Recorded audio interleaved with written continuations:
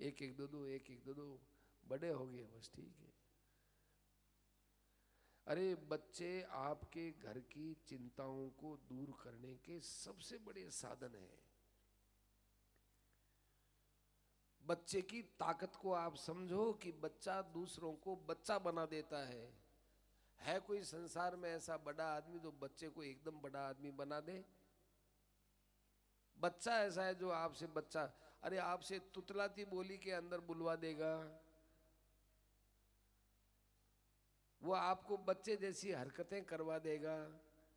कितना आकर्षक का केंद्र है बच्चा, आपके मन को कैसा खींचता है, आप उसको यूं देखते रहते हो, निहारते रहते हो।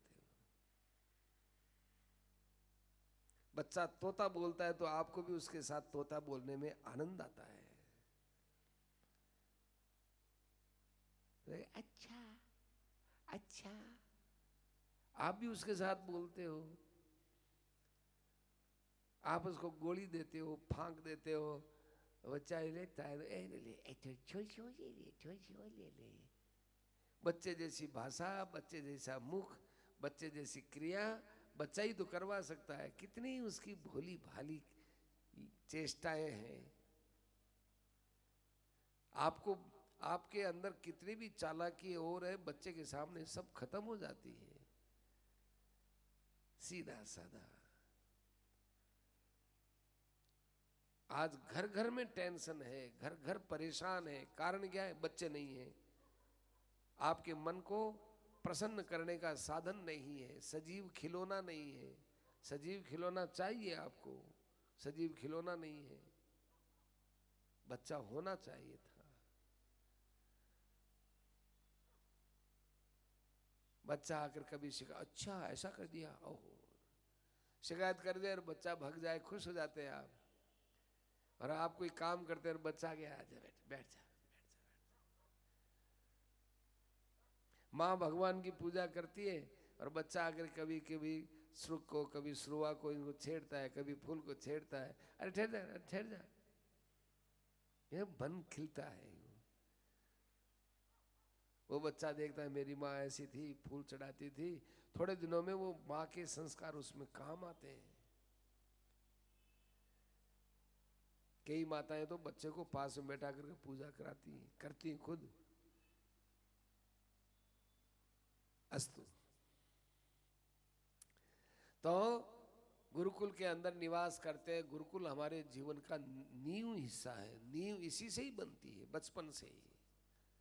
जो आदमी गुरुजनों का आदर करते हैं, मैं उनके सेवा से जितना प्रसन्न होता हूं, उतना मैं यज्ञ दान तप आदि से प्रसन्न नहीं होता हूं। गुरु की कृपा होती है, वो कृपा से अंदर आदमी में ज्ञान आता है। इसलिए सज्जनों, गुरु नहीं चाहिए, गुरु की कृपा चाहिए। आजकल कहते हैं गुरु बनाए, गुरु बनावे कि नहीं बनावे, गुरु बनावे कि नहीं बनावे। गुरु बनाया ही नहीं जाता, और बनाया हुआ गुरु काम नहीं आता। बनाया थोड़ी जाता है गुरु। एक संत से कहा कि महाराज, आपका गुरु कौन है कि जो मेरे से ज्यादा जानता है? आपका चेला कौन है कि जो मेरे से कम जानता है? तो हम तो आपसे कम जानते हैं, लेकिन हम तो आपको गुरु नहीं मानते कि फूटे तुम्हारे, हम क्या करें। तुम यदि हमको गुरु नहीं मानते तो मत मानो। देखो देखो, गुरु बनाओ, लेकिन गुरु को बताओ मत कि मैं आपको गुरु मानता हूं। गुरु को पता नहीं चलना चाहिए कि मेरा कौन चेला है, और चेले को बताना नहीं चाहिए कि आप मेरे गुरु हैं। बताना नहीं चाहिए। गुरु मंत्र है ये। महाराज जी का एक बड़ा सुंदर अकाट्य सिद्धांत है। गीता तो है मंत्र, भगवान कृष्ण है गुरु। वसुदेव सुतम देवम कंस चाणूर मर्दनम देवकी परमानंदम और कृष्णम वंदे जगत गुरु। जगत के गुरु कौन? भगवान कृष्ण। और गुरु मंत्र क्या है? गीता। तो अपने को नुगरा समझे ही क्यों हम? भगवान जैसे गुरु हमारे, फिर भी कहते हम तो नुगरा है, हम नुगरी हैं। नुगरा तो नहीं रहना चाहिए। भगवान कृष्ण गुरु है। पहली बात। दूसरा कहते हैं कि माता पिता गुरु है। कोई माँ बाप के बिना हुआ है क्या? माँ बाप के बिना कोई नहीं हुआ, तो ये गुरु है हमारे। स्त्री के लिए पति गुरु है। इसलिए पति को तो कभी गुरु बनाना ही नहीं चाहिए। माने स्त्री को पति के अलावा गुरु बनाना ही नहीं चाहिए, कोई लाभ नहीं है। आज के युग को देखते हुए कहते हैं, वैसे गुरु से बहुत लाभ होता है, गुरु का लाभ तो कोई कह ही नहीं सकता, परंतु आज का युग धर्म ऐसा है, इसको देखते हुए असली गुरु मिलने बड़े मुश्किल है। तो सीधे ही असली गुरु तो एक भगवान को ही मान लेवे तो सब ठीक हो जाएगा। भगवान को हृदय से गुरु मानिए।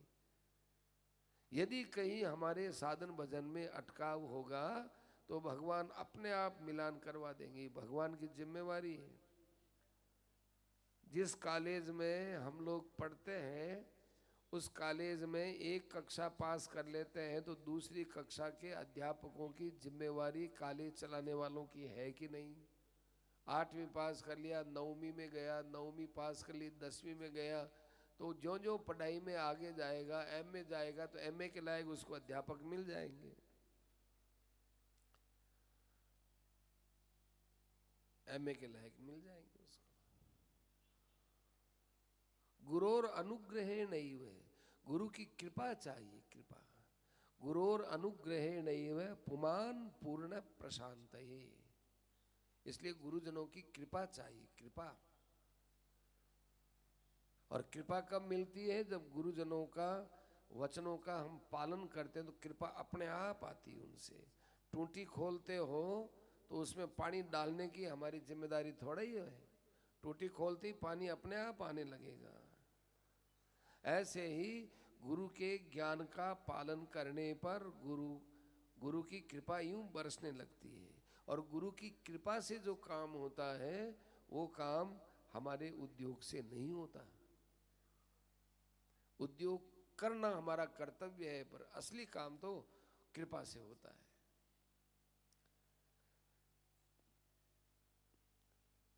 गुरु तत्व को भी समझना चाहिए।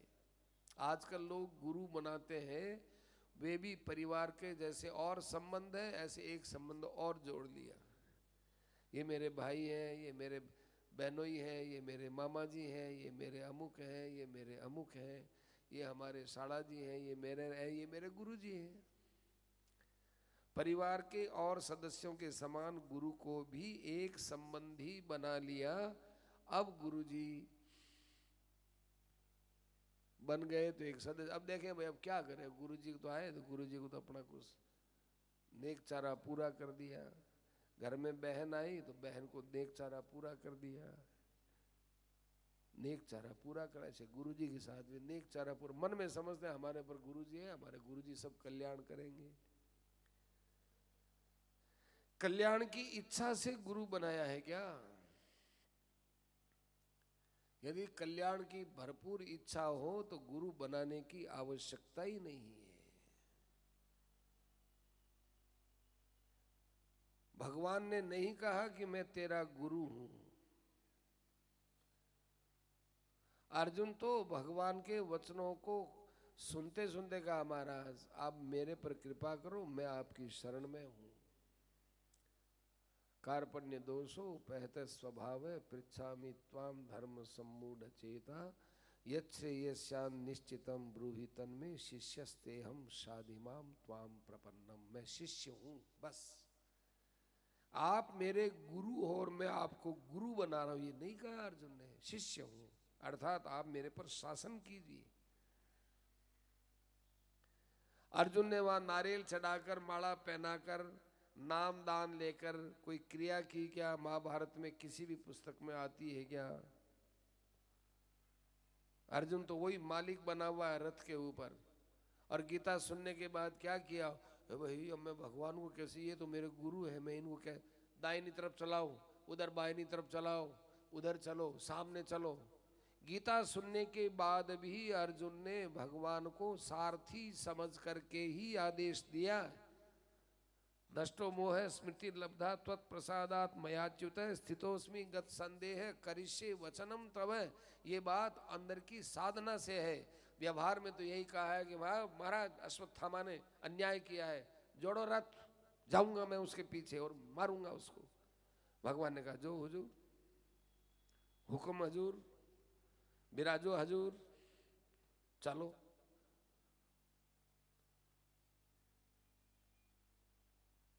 करिष्ये वचनम तब में साधना की मुख्यता है।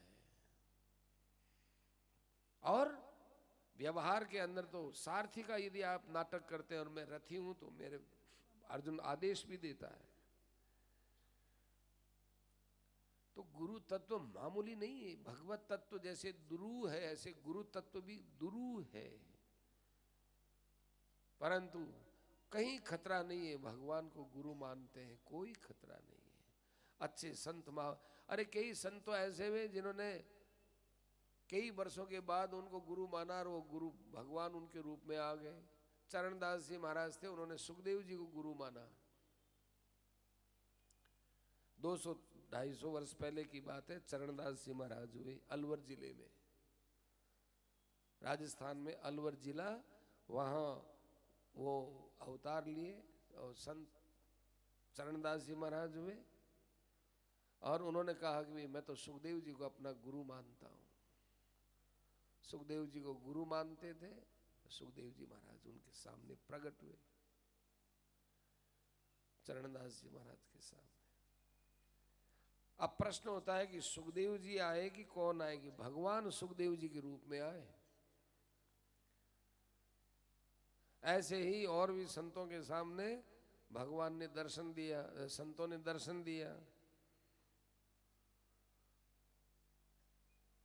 दर्शन दिया तो क्या हुआ कि वहां वो भगवान उनके रूप में आए। ठीक है, अब भगवान आए, संत आए, इस पंचायती में नहीं पढ़ते हैं, परंतु असली भावना कल्याण की होने पर कल्याण का मार्ग भगवान की कृपा से, विधान से अवश्य मिलता है। इसमें कहीं पर भी कोई बात छिपी हुई नहीं है, संदेह की बात नहीं है। अब वो ब्राह्मण कहने लगा, महाराज हे जगत गुरु, आप हमको मिल गए और गुरुकुल में आपके साथ हमने निवास किया, ये हमारे लिए तो बड़े सौभाग्य की बात है, पर आपके लिए तो लीला मात्र है। भवता सत्य कामेन येषां वासो गुरौ अभूत। दुनिया को आपने बताया है कि गुरुजनों का आदर कैसे करना चाहिए। आपके तो श्वास श्वास में वेद है। आपका जो श्री विग्रह है ये तो वेदमय श्री विग्रह है। सारी विद्याएं तो आपके अंदर विराजमान है। फिर आप गुरुकुल में निवास करें तो केवल लीला मात्र है। भगवान ने कहा, बात ही बात में समय लगा दोगे क्या? कुछ मेरे लिए लाए हो क्या? भूखे तो है हमारे सुदामा जी, और मांग रहे कौन? भगवान। भगवान की भूख और ही ढंग की होती है सज्जनों। भगवान की भूख में ये बात आई कि भगवान कहते हैं, मुझे पत्र पुष्प जल फल जो भी दोगे प्रेम से मैं प्रेम से लेता हूं, लाओ देव, मेरे को कुछ देव। अब इधर तो महल, इतना वैभव, जैसे ये श्रृंगार किया वैसे मणिमाणिक की लड़ियां जहां इतनी है, वहां पर एक बेचारा गरीब ब्राह्मण भगवान को ये तांडुल देते हुए, चिवड़ा देते हुए शर्म में मर रहा है। मैं क्या इनको दूं? ये हिम्मत नहीं हुई उनकी। किम उपायम उपनीतम किम उपायनम आनीतम, कुछ नहीं बोले, नीचा मुख कर लिया। विज्ञाय अचिंतयन विज्ञाया चिंतयन नायम श्री कामो मां भजत पुरा। भगवान ने देखा आज इसको देना है, पर ऐसे तो ये लेगा नहीं, इससे ले और फिर इसको दो। इससे कुछ भी नहीं लेंगे और फिर दे देंगे तो ये और ज्यादा शर्म में जाएगा, इसका पहले ले। भगवान ने आव देखा न ताव देखा। भगवान ने देखा इसकी स्त्री बड़ी पतिव्रता है, उसके कहने से ये यहाँ आया है। उसी समय उनके लकड़ी पर बांधी हुई वो पोटली थी, उस पोटली को छीन लिया भगवान ने और वो गांठें खोली। भगवान ही गांठ खोलते हैं सज्जनों। वो गांठ खोली और उसमें एक मुट्ठी ली, आयु ले लिया। इतना स्वादिष्ट लगा होगा, चबावे कौन अब इसको? चबावे कौन?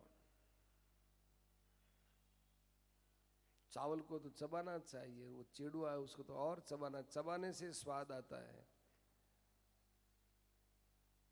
यही चबावे कौन ही नहीं। गिट लिया, फिर दूसरा लिया, फिर तीसरा लेने लगे तो रुक्मणी जी ने हाथ पकड़ लिया। भगवान ने त्योरी बदलते हुए तो रुक्मणी जी को देखा है। रुक्मणी जी ने हाथ पकड़ा। क्यों? रुक्मणी जी ने कहा महाराज आप ले तो रहे हो, देना मुश्किल हो जाएगा, आपके और भी तो भक्त हैं, आप त्रिलोकी के मालिक हो, 2 लोक की संपत्तियां एक को दे दोगे तो औरों को क्या दोगे? भगवान अतृप्त से होकर रुक गए और इसी की डांट फटकार भगवान ने आगे लगाई रुक्मणी जी के, चली जाओ यहां से। भगवान को इस बात की तकलीफ हुई सज्जनों, तकलीफ हुई भगवान को कि तुमने ये क्या किया, अच्छा नहीं किया। उसके बाद बेचारा वो रात्रि को तो सो लिया। भगवान ने कहा आओ भोजन करो। भोजन किया। अब भोजन किया, बहुत भूखा था वो। भगवान स्वयं थाल पुरुष के लाकर उसके सामने रखे, उनके सामने बैठ गए कि मैं आपको भोजन करते हुए देखना चाहता हूं। ब्राह्मण को तृप्त होते हुए देखना चाहिए। ब्राह्मण भोजन करे और तृप्त हो तो उसके दर्शन करने चाहिए। आप भोजन कीजिए, मैं आपके दर्शन के। आप भी भोजन नहीं, पहले आप भोजन करेंगे। क्यों? आप भोजन करेंगे फिर बचा हुआ मेरे लिए प्रसाद होगा। भोजन कराया, वो बेचारे बहुत भूखे थे। भगवान अंदर ही अंदर बड़े दुखी हो गए कि देखो मेरा मित्र मेरी निगाह में रहा, फिर भी ये इतना भूखा, मैं इसको अन्न भी नहीं दे सका। कोई भगवान से अलग में पूछे कि आपने अपने इस खास अत्यंत जिगरी दोस्त को भूखा क्यों रखा, तो भगवान ये कहेंगे कि वो तो अंदर से बड़ा तृप्त है, दुनिया को बताने के लिए कि लोग यही सोचेंगे कि भगवान की जिस पर कृपा होती है उसके पास खूब धन ही धन होता है, वो धन से मेरी कृपा आंकेंगे। मैं दुनिया को ये बताना चाहता हूँ कि जिसके अंदर मेरी प्रीति है वो मेरा धन होता है। बाहर का धन जिसके पास जितना कम है उसके पास उतनी भक्ति ज्यादा है। ये दुनिया को मुझे पाठ पढ़ाना है, इसको तो कोई धना भाव का कष्ट है नहीं। पूछो इससे, ये कभी रोया ही नहीं धन के लिए, कभी इसके मन में ही नहीं आए कि भगवान मेरा मित्र है और मुझे धन देवे, नहीं देता, नहीं देना चाहिए। कभी इसकी वृत्ति पैदा नहीं हुई। पत्नी ने कहा तब भी कहा कि ना, मैं मांगने के लिए नहीं जाऊंगा। श्री कामो मां भजत पुरा, लक्ष्मी की इच्छा से कभी इसने मेरा भजन नहीं किया। केवल दुनिया के ज्ञान के लिए मैंने इसको भूखा दरिद्री बनाया। लेकिन मेरी भाभी सम्माननीय। इसकी पत्नी बेचारी बहुत कष्ट पा रही है। इतना भगवान का हृदय पसीजा हो, रात्रि को अपने मित्र को अपने साथ रख करके सोए। और आज जो भगवान को नींद आई है, ऐसी नींद भगवान को पूरे कृष्णावतार में नहीं आई। यो ही पलंग पर पौड़े पौड़ते नींद आ गई, ऐसी गहरी नींद आई। और आज जो जगे हैं हमारे सुदामा जी, ऐसे कभी नहीं जगे। सुदामा जी भगवान को देख रहे हैं, क्या सांवली सूरत है।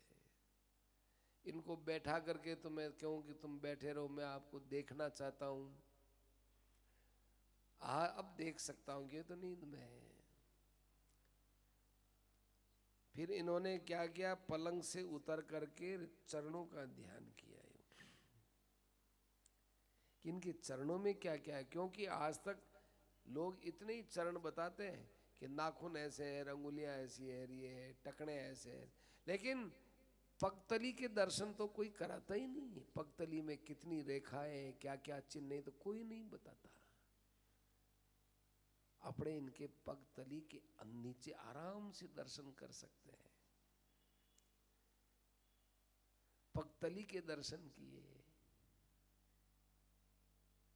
बड़े सुंदर वज्र का चिन्ह है और त्रिशूल का चिन्ह है, अंकुश का चिन्ह है। जो जो शुभ लक्षण होने चाहिए सब रेखाएं हैं। सुदामा जी तो मानो कृष्ण को पी रहे हैं। बालों की बनावट खूब आराम से, सिर के पास आंख लगा करके देखिए, ये बाल ऐसे ऐसे इतने घुमे हुए हैं। कान को देखा, कान कैसे हैं, ऐसे करके पूर्ण छवि भगवान की अपने हृदय में उतार ली। भगवान जगे, प्रातःकाल का भाई मित्रवर में अपने कुटिया में जाना चाहता हूं। ऐसे क्या जाओगे? आपने अभी तक हमारी पत्नियों को आशीर्वाद ही नहीं दिया। ब्राह्मण के पास सबसे बड़ा धन आशीर्वाद होता है। ब्राह्मण के आशीर्वाद से निर्भयता आती है।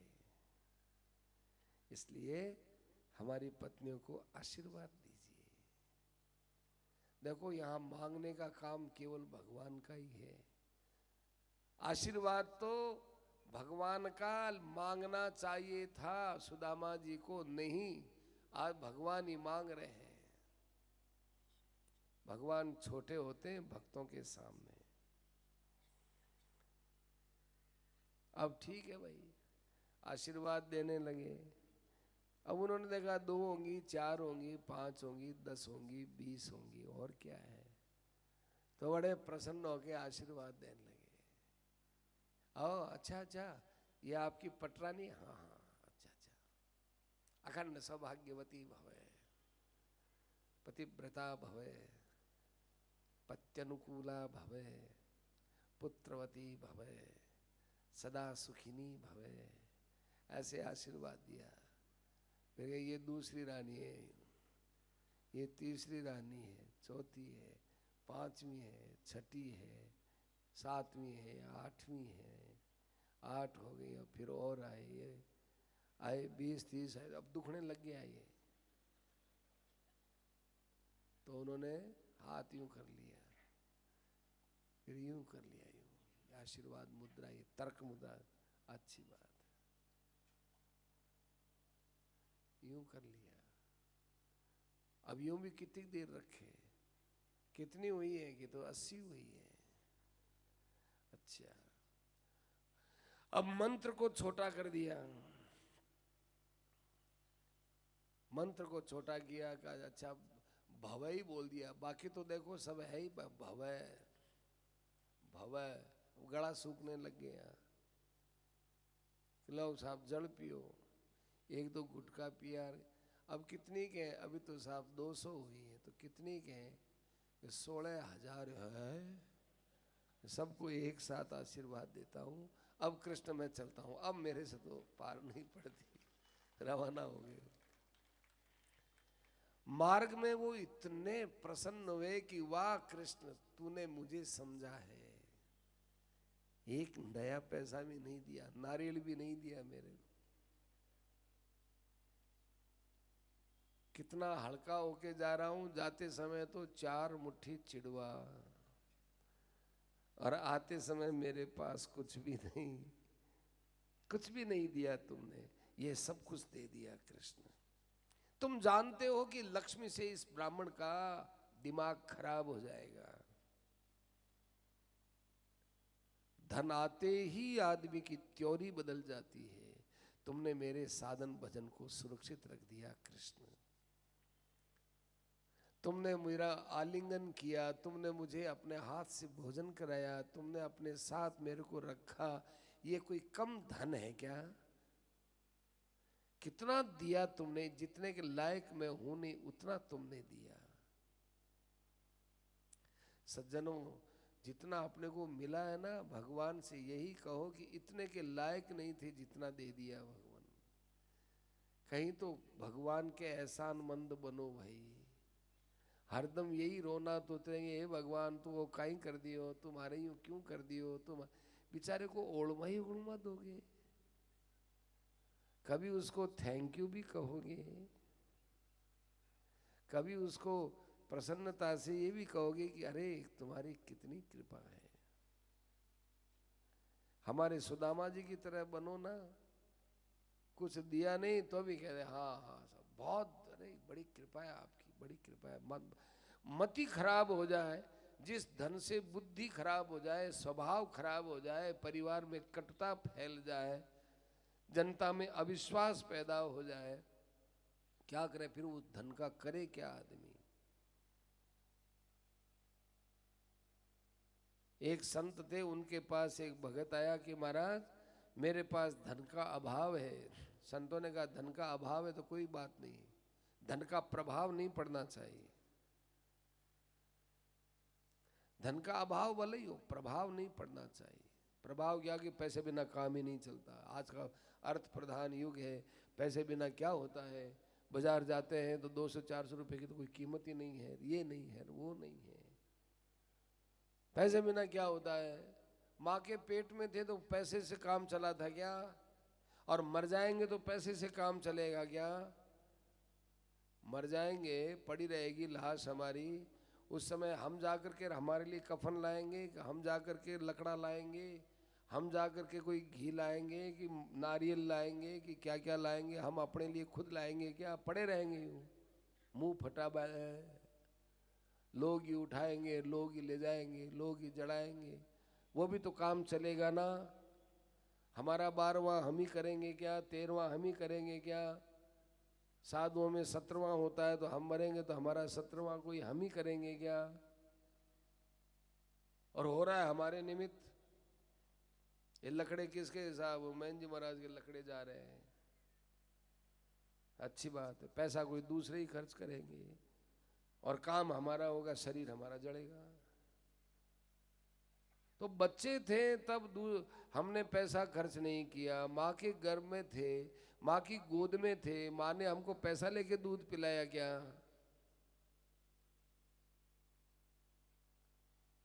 फिर हमने जो कुछ गुरुजनों के पास आपने हमने जो पढ़ाई की है उस समय में माता पिता ने कुछ भी किया, हमने जो विद्या हासिल की उसके लिए हमने पैसा खर्च किया क्या? अब हम बड़ी बड़ी डींक मार दें साहब पैसे बिना काम नहीं चलता, पैसे बिना काम चलाया और क्या पैसे बिना काम नहीं चलता। महाराज जी कहते थे कि आप जो पैसा खर्च करते हो उसके बाद काम होता है, ये भी माने तो पैसे के बिना ही तो काम हुआ। अब ये पंडाल, आपका पंडाल के वाले को आप रुपया दोगे तो उतने पैसे के बिना तो आप होएगे ना, तो पैसे के बिना ही तो काम चला। मान लो 5 लाख 7 लाख 10 लाख जो भी ये पंडाल वाला लेगा, जितना भी लेगा उसके बिना ही तो, उतने रुपए के बिना तो आप होंगे ना, तभी तो काम चला। कि पैसे बिना काम नहीं चलता साहब, आज 1000 रुपये दिए हम स्वेटर ले आए।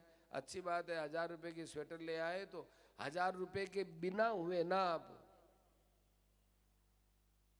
जेब में 5000 थे, 1000 रुपया की स्वेटर ले आए तो अब जेब में 1000 के बिना हुए तब काम चला है। अब फिर कहते हैं पैसे के बिना काम नहीं चलता। संत कहते हैं कि पैसे के बिना होने पर ही काम चला है। बस फर्क इतना ही है कि हमारे पास पैसा था इसलिए हमने खर्च कर दिया, इसलिए हमको स्वेटर मिल गई। तो पैसा था ना तब खर्च किया, नहीं तो स्वेटर थोड़ी मिलती है ऐसी, दुकानदार को ऐसे थोड़ी मिल जाती। तो आपने पैसा दिया क्यों? पैसे से काम चलता है, अर्थात पैसे के रहने से काम